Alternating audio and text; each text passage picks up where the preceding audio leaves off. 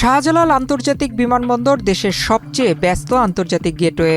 এখানে প্রতিদিন ওঠানামা করে অসংখ্য আন্তর্জাতিক ও ডোমেস্টিক ফ্লাইট। কিন্তু এই ব্যস্ততার মাঝে কিছু অসাধু চক্র দীর্ঘদিন ধরে চোরাচালান কর্মকাণ্ড চালিয়ে আসছে। স্বর্ণালংকার সহ মূল্যবান পণ্য অবৈধভাবে দেশে আনার ঘটনায় এখন সবচেয়ে বেশি ধরা পড়ছে আইনশৃঙ্খলা বাহিনীর হাতে।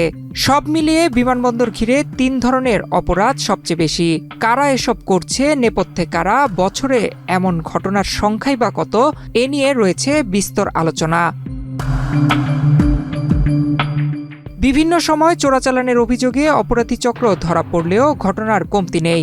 সক্রিয় চোরাকারবারীরা এ কাজে ধাপে ধাপে গড়ে উঠেছে চক্রের বিস্তার, যারা এই কাজে বিভিন্ন গেটওয়েতে দায়িত্ব পালন করে থাকে।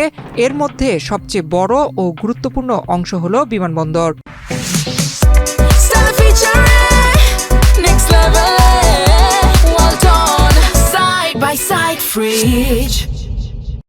বন্দর পার হতে কোনো কোনো সময় বিপত্তি বাধে, অর্থাৎ অপরাধীরা ধরা পড়ে যায়। পুলিশ সূত্রে জানা গেছে ২০২৪ সালে বিমানবন্দর থানায় চোরাচালান সহ বিভিন্ন অভিযোগে রুজু হয়েছে ৩৭৯টি মামলা।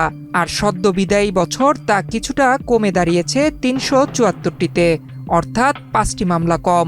এক শ্রেণীর অসাধু লোকজন আছে যারা আপনার এই রুটটাকে ব্যবহার করে বিভিন্ন চোরাচালানের সাথে জড়িত থাকে এবং বিভিন্ন স্বর্ণালংকার সহ বিভিন্ন মালামাল চোরাচালানের মাধ্যমে আমদানি করে থাকে।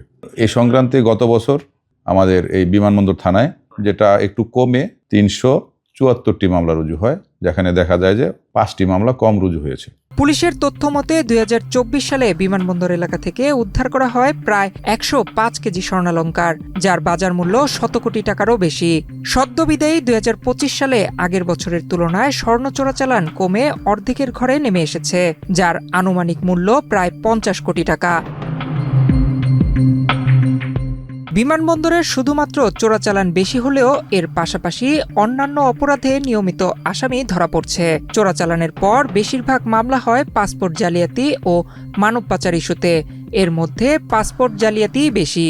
এসব অপরাধে বিশেষ ক্ষমতা আইনে মামলা হয়। আইনশৃঙ্খলা বাহিনীর যৌথ তৎপরতায় অপরাধ অনেকটাই কমেছে, তবে আরও শক্ত নজরদারি প্রয়োজন আছে বলে মনে করেন ওসি। বিমানবন্দরকে যদি আমরা আরো বেশি নিরাপদ করতে চাই, আরো বেশি সিসিটিভি এটা স্থাপন করতে হবে। আমাদের পুলিশের পেট্রোল টিম যা আছে তার চেয়ে আরো কয়েক গুণ বাড়াতে হবে। ভিতরের যেই ইমিগ্রেশন পুলিশ আছে ওনারা যদি আরো একটু সচেতন হয়, তাহলে আমার মনে হয় একজন যাত্রী নিরাপদে দেশে আসা এবং দেশ থেকে বিদেশে যাওয়াটা নিশ্চিত করতে পারবে। স্বর্ণ চোরাচালান, পাসপোর্ট জালিয়াতি আর মানব পাচার, এই ৩ অপরাধী বিমানবন্দর নিরাপত্তার বড় চ্যালেঞ্জ।